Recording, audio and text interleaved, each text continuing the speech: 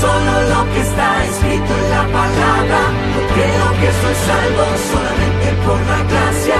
Creo que solo es por Cristo y su sacrificio.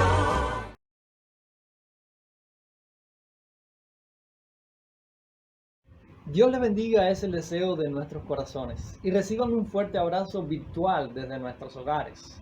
Como de costumbre, muchos ya me conocen porque les he impartido ya clase en otras ocasiones presentes, pero ahora debido a la epidemia o pandemia del coronavirus que nos acecha, lo hacemos desde las redes. Yo soy el pastor José Rodríguez, me encuentro pastoreando en el kilómetro 14 de la carretera Luis Lazo junto a mi amada esposa y aquí estaremos hasta que el Señor lo permita.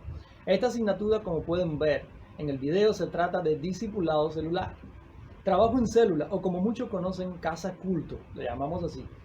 En ella estaremos viendo y a su vez compartiendo algunos conceptos e ideas bíblicas en forma de herramienta que nos permitan fortalecer el discipulado celular en esta área de trabajo en la iglesia, que es de vital importancia, ya que es la célula la que hace posible que haya un crecimiento en nuestras iglesias, siendo esta la base fundamental.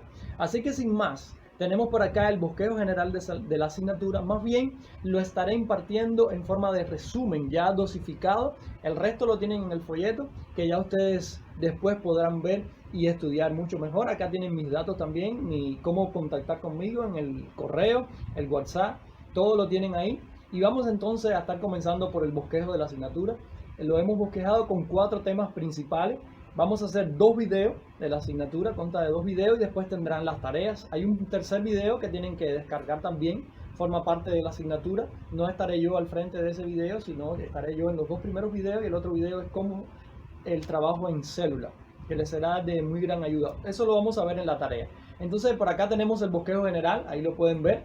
Propósito misionero de la iglesia, bases bíblicas y razones para el trabajo en casa, cómo abrir, fundamentar y continuar el trabajo en célula y el líder de la célula.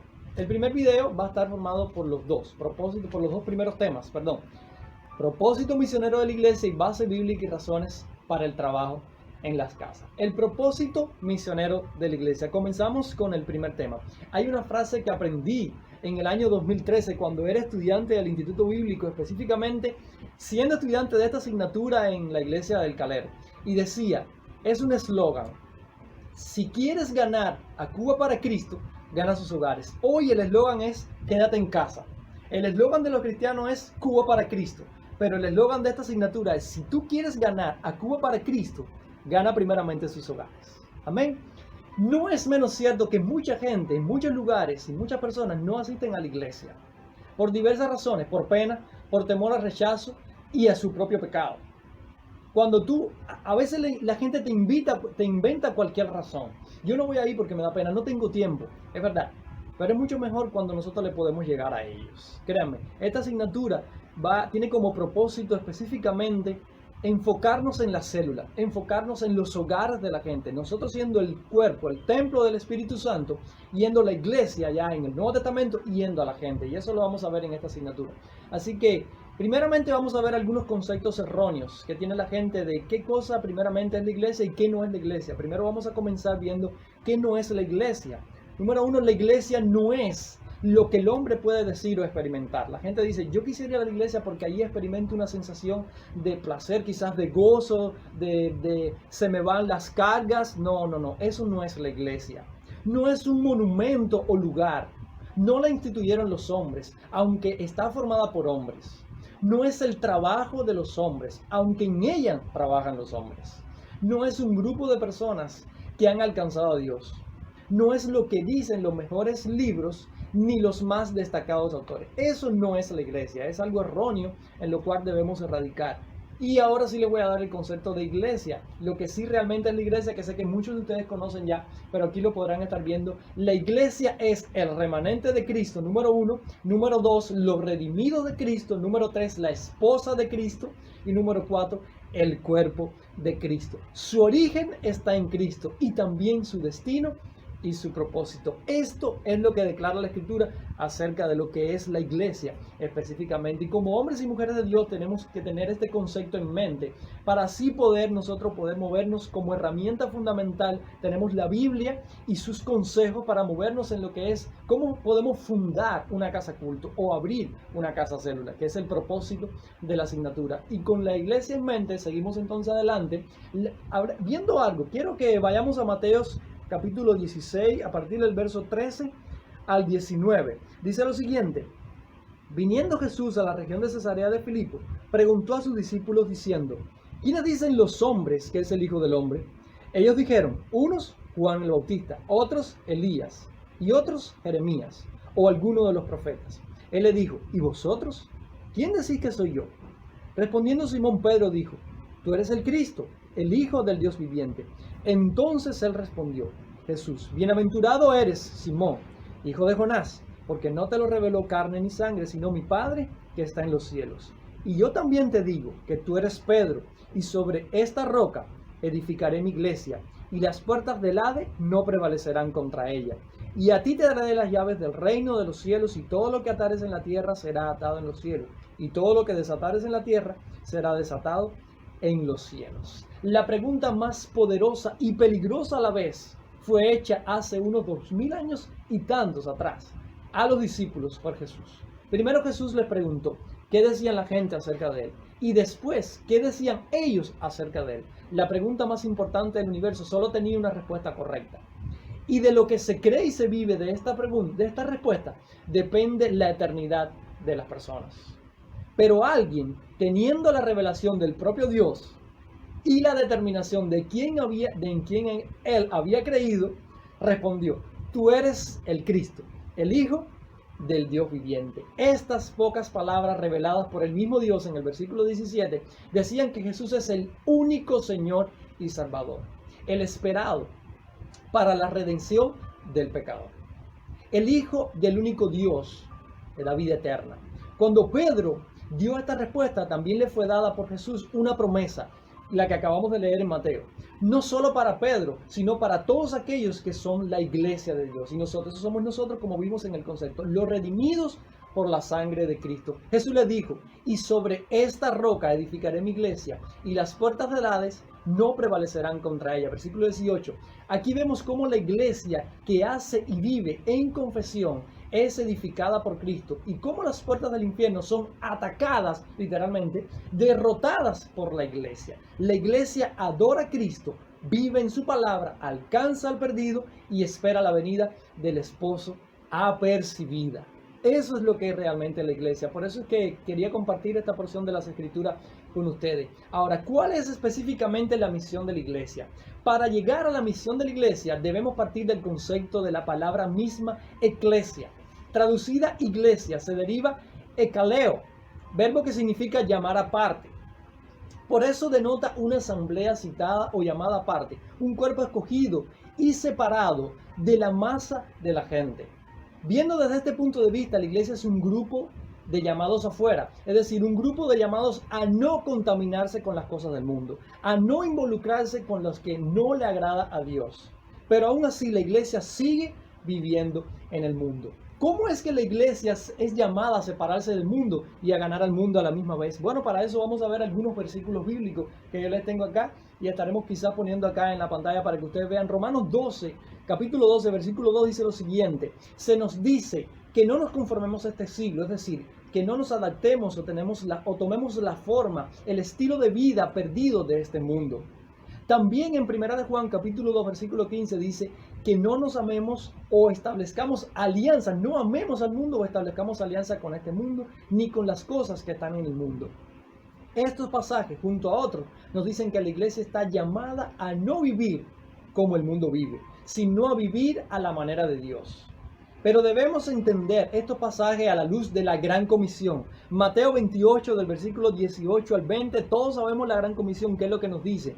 La iglesia se aparta del pecado, pero a la vez va a los pecadores para predicarle las buenas nuevas de salvación. La misión de la iglesia es alcanzar a los perdidos. Y ese es específicamente el propósito de la asignatura. Como nosotros, como iglesia, como cuerpo de Cristo, tenemos una responsabilidad, alcanzar a los perdidos. Y esta es una de las mejores herramientas que yo, sin lugar a duda, he visto para poder llegarle a los perdidos, estableciendo dentro de la propia iglesia, con las propias familias de la iglesia, una casa célula, donde puede llegarle a su familia, donde puede llegarle quizás al vecino.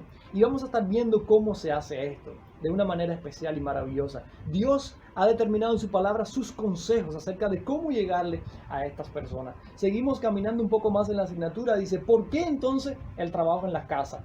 Porque las casas son el núcleo de la sociedad. Recordemos el eslogan: si quieres ganar a Cuba para Cristo, gana sus hogares. Las casas son el núcleo de la sociedad.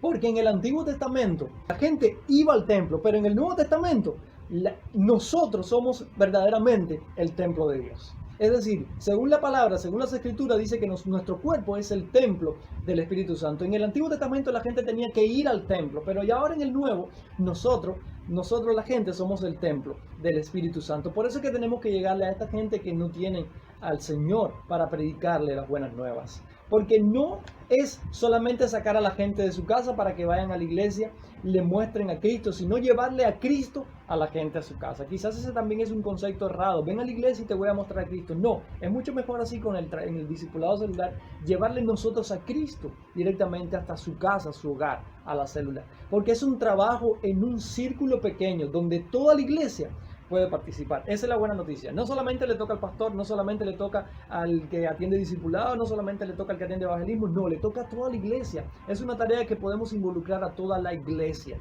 porque es nuestra familia que está perdida literalmente. En muchas ocasiones hay familias en la iglesia que no todas vienen a la iglesia, sino solamente viene un miembro. Podemos alcanzar a los miembros de esa familia con el trabajo en célula. Seguimos avanzando en la asignatura, porque es más probable que los que no son cristianos estén de acuerdo en asistir a una casa célula, más bien a casa del vecino quizás, que ya el vecino si viene a la iglesia. Es más probable eso, ya como las razones que vimos anteriormente, porque tiene pena quizás, ustedes saben. Porque en las casas cultos la gente tiene menos pena y pueden desarrollar sus dones y talentos. Eso mismo que le ha dado el Señor, lo pueden hacer en una casa culto. Porque no es un culto más de la semana, sino un tiempo más en familia. Esto es muy importante, que la gente se sienta amado, que la gente se sienta en familia, que sienta que hay un vínculo bien estrecho, en un marco bien pequeño, pero que se sientan amados. Que nosotros, los que estamos al frente de la célula, o el hermano que está al frente de la célula, que ellos puedan ver el amor de Cristo en este hermano. Así la gente va a sentirse más amado. Y créanme que van a ir a la célula, por experiencia se lo digo. Ahorita vamos a estar compartiendo quizás algo del testimonio. Porque para ganar a Cuba para Cristo, hay que ganar los hogares de Cuba. Número 2. Ya estamos adentrándonos ya en el segundo tema. Bases bíblicas y razones para el trabajo en las casas. La importancia de las casas en el Nuevo Testamento. Vamos a estar viendo esto de una manera especial. La iglesia comienza con la venida del Espíritu Santo en las casas. Hechos capítulo 2 nos narra lo siguiente. Todos estaban en el aposento alto, dice, en una casa específicamente, y ahí es donde viene el Espíritu Santo sobre ellos. Es decir, comienza. Esa es la importancia. Y a partir de ahí es que salen ellos a predicar el mensaje, los primeros cristianos. Los primeros cristianos no cesaban de enseñar y predicar en el templo y en las casas, como lo narra Hechos capítulo 5, específicamente el versículo 42. Narra eso. Compartían el pan en las casas comiendo juntos. Dice el versículo 46. En todo el Nuevo Testamento aparecen iglesias que se reunían en casa. Romanos 16, 1 Corintios 16, Colosenses 4, Filipenses nos habla de eso. Los primeros gentiles se convirtieron al Señor en casa de Cornelio. Eso lo declara las Escrituras. Por eso la importancia de las casas en el Nuevo Testamento. El ministerio de Jesús, eso sí vamos a verlo detalladamente en las casas. Sabemos que el ministerio de Jesús fue extenso en toda la región de Galilea, pero específicamente hay una parte del ministerio donde Él se basó en las casas. Muchas veces queremos ganar multitudes y empezamos un trabajo fuerte y prolongado y hasta en ocasiones extenuante y al final terminamos con un grupo pequeño. Pero la Biblia nos enseña cómo el maestro por excelencia empezó con un grupo pequeño, los 12, ustedes saben. Jesús usó en su ministerio, por llamarlo de alguna forma, el principio del detalle. Con pocos hizo mucho. Con un número insignificante de panes y peces, alimentó multitudes. Nosotros podemos comenzar con un grupo pequeño. Si comenzamos y hacemos específicamente los consejos bíblicos y lo que hizo Jesús en su ministerio en las casas, yo creo que Dios nos va a dar la recompensa. Vamos a ganar a través de Cristo a muchos hogares para su gloria. Y es que Él mismo nos dejó esta enseñanza. La parábola del grano de mostaza, Mateo 13, del versículo 31 al 32 dice: aquí nos dice que el reino de Dios es semejante a un pequeño grano que cuando crece se convierte increíblemente en la mayor de las hortalizas. Y las aves que podían haberse alimentado fácilmente de esta semilla y no darse cuenta, y ni darse cuenta que era una semilla pequeña, y ahora pueden hacer hasta nido de este árbol tan frondoso. Esa es la parábola del grano de mostaza, que la podemos tener ahí en Mateo. Es una gran enseñanza que nos da Jesús. Por eso el ministerio en las casas tiene gran importancia. Y de hecho este trabajo con células, créanme que va a ser bueno para ustedes. Uno puede ver a Cristo en medio de las grandes multitudes, en la sinagoga llena de gente, como les dije, pero a la vez lo encontramos en el ministerio en las casas. Enseñaba, Mateo 13, Marcos 10, predicando específicamente en las casas, Marcos 9, Mateo 9, Lucas 10, sanando. Recuerden cómo la gente iba y le decía: ve a mi casa que tengo mi hija agonizando. Lo vemos así, compartiendo, enviando a sus primeros discípulos. Ahí lo vemos todo. Vemos primeramente el ministerio de Jesús con gran éxito, alimentando multitudes, predicándole, pero también lo vemos con gran éxito en las casas. De hecho, resucitando a personas en las casas. Y él mismo decía: no le comenten a la gente lo que han visto. La gente no podía callarse lo que decía, porque es una salvación tan grande, es algo maravilloso lo que Jesús hacía. Predicaba, enseñaba, sanaba, restauraba al caído. Eso es lo que hacía Jesús en la casa, y eso es lo que podemos nosotros también hacer en este grupo pequeño, en las células. Ahora vamos a ver el ministerio de Pablo en las casas. Número 1, fue liberado y restaurado en una casa. Hechos 9 nos narra cómo Pablo fue liberado y restaurado en una casa. Predicó con Silas al carcelero en una casa, en la casa de este hombre.